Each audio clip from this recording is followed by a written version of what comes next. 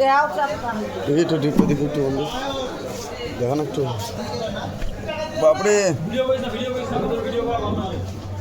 ও চল